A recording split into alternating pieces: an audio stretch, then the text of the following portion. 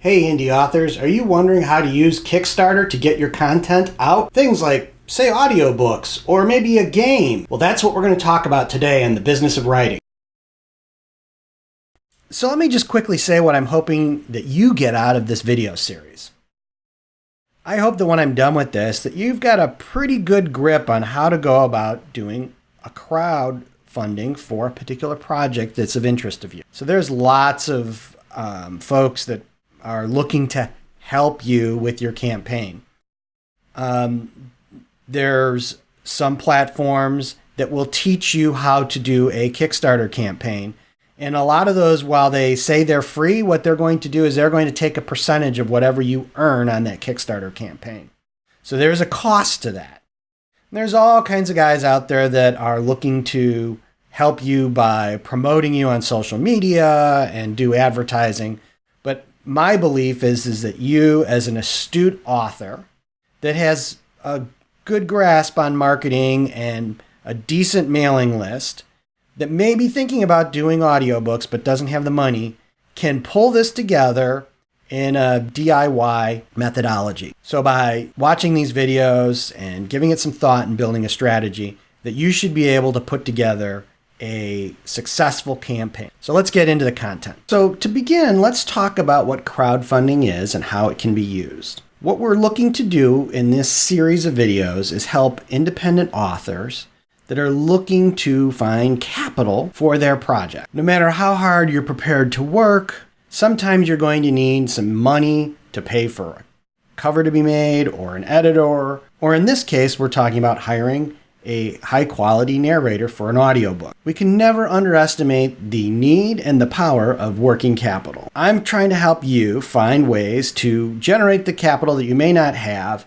so that you can put out great projects and get your content out in front of more and more people. So the basics of Kickstarter, Indiegogo, any of what they call crowdfunding platforms is that you're going to go out to the community and ask them to contribute some amount of money to help you do your project. Another concept to keep in mind is many of these platforms, Kickstarter in particular, is what's called all or nothing funding. So we determine a goal. Once we hit that goal, anybody that has pledged money will then be charged and you'll get that money paid to you to use. Now, why would they give you this money? In the case of Kickstarter and Indiegogo and the other platforms where it isn't just a straight out donation, there is an expectation that you're going to create something and deliver it to the people that contribute. So the perks or the benefits of contribution will vary based on those levels of contribution,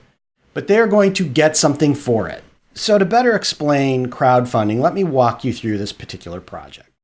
We're looking to raise the money for an audiobook, and we're going to create some original music soundtracks. Now, the purpose of that is, in surveying the readers of this author, there was quite a few folks that aren't really into audiobooks. So we wanted to create something that the traditional reader would enjoy. And a lot of readers, just like a lot of writers, listen to music while they're working or reading. So we're working with Nick Thacker to create a music soundtrack. In fact, you can go look at some of our other videos where I interviewed Nick and talked about this process that he does. What you're seeing on the screen here is the Kickstarter project page. This is your sales page for the project. We've got some information here regarding our goal of $5,000 and what the status is right now. We're at about 48%, 47%.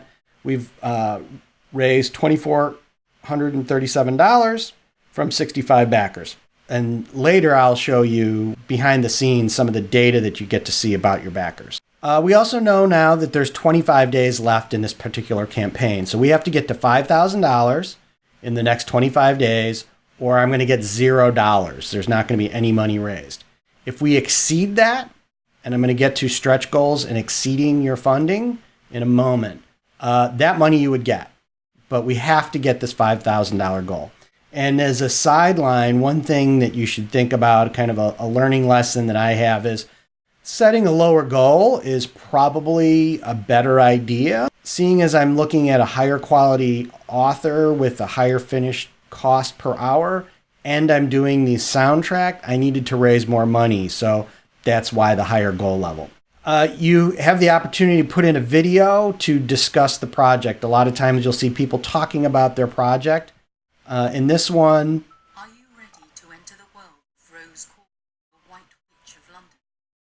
In this 19th century world, marvelous steam-powered machines and metaphysics. And I'll just stop it there. So to do this particular video, what I chose to do is I have the narrator that's going to narrate the books is narrating the video. The artwork is artwork that I've commissioned from steampunk artists and book designers. And the music in the background was composed by Nick Thacker. So it's a good representation of the project. It's important that there is some high quality material put together to sell this project. So in doing so, you're going to have to make some kind of investment up front. You need to understand that if you're looking to raise capital, you're going to have a budget to do this project or work something out with the people you're collaborating. As you go through, you can see there's different visual assets. There's an explanation of what we're offering. There is samples of the work, so I felt it was important for us to show, and in this case for our potential backers to hear what they're going to get, not just in the music, but also in the actual chapters read. So you get to hear Anna read those chapters. As we're going along here, you can see that there are different pledge levels. So you can contribute just nothing and get, give it some money and get nothing. Or starting at $1, you can start to get what we call perks. So different things based on how much you're willing to contribute. It goes up to a level of, $500. Right? And you can see we've created a table here that explains the awards that do not include the stretch goal and the rewards that include the stretch goal. And what are the stretch goals? You can see that for every $3,000 beyond the initial 5, we're going to go make another audiobook. And if we get to the full 20, you're going to get a full LP soundtrack.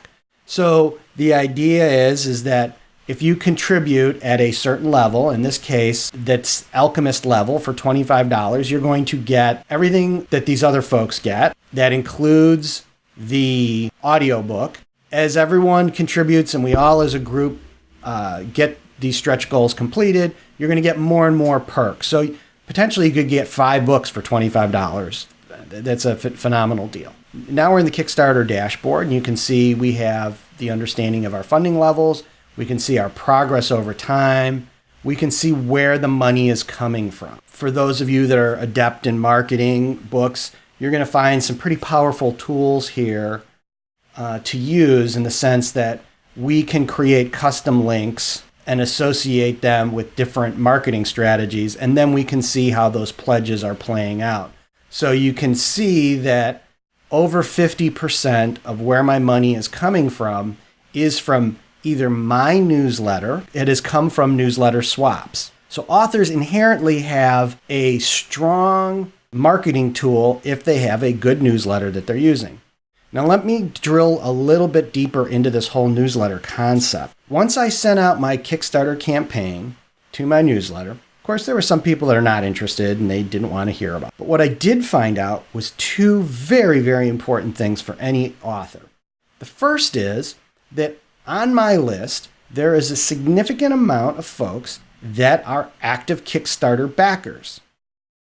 There is a huge community of people that source product from Kickstarter. They don't see this as charity or just giving. Their expectation is they're going to get a quality product either before the general public or as an early adopter. There are 2 segments that are associated with the fiction world that are interesting as an indie author. One is graphic novels. The other is games. And those 2 segments are heavily funded on Indiegogo and Kickstarter. Millions and millions of dollars have been contributed for things like games. So if you have a thought about making a game, that's great, and you should go through the process of the game creation. But when it comes time to launch and market that game, this platform may be the single best place for you to find your audience and get the funding you need to make that game. By the way, an important feature of this is their expectation as an audience is that they're going to wait until you produce it after you get the funds. Right? So back to my list for a second. I found that I have a large audience of folks that are on Kickstarter already and active backers. So they began to back my campaign. Folks that are spending a few dollars for a book are backing the campaign at the level of $25 to $35. So here you see a histogram of the different reward levels. And certainly we've got a lot in this middle area with some early discounts and the traditional $25 contribution that I'm looking for. But we have $137 from 10 backers that have no reward chosen. They've just given us money. And at the other side of the histogram, we have projects that have been backed for hundreds of dollars. So this is another thing for authors to keep in mind. This is a great methodology for you to test out your market and find out what customers are prepared to spend with you. Their willingness to buy is probably a lot higher than you expect. Do you think that there is a customer on your list that is prepared to pay $500 for some signed paperbacks and a rare edition of one of your books? This is a great way to find out. That helped you to understand the basics of crowdfunding. In the next video, I'm going to talk about some of the things that I did to get ready to launch this campaign. And throughout this series, I'm going to talk about the triumphs and the failures of this particular campaign. So one thing before I close, a little bit of an experiment on Kickstarter. Below, you'll see a link that's specifically set up for those of you that have watched this video to click on. I'd like you to click on that video and go visit and follow that Kickstarter campaign, and if it's a possibility for you to make a contribution, even $1.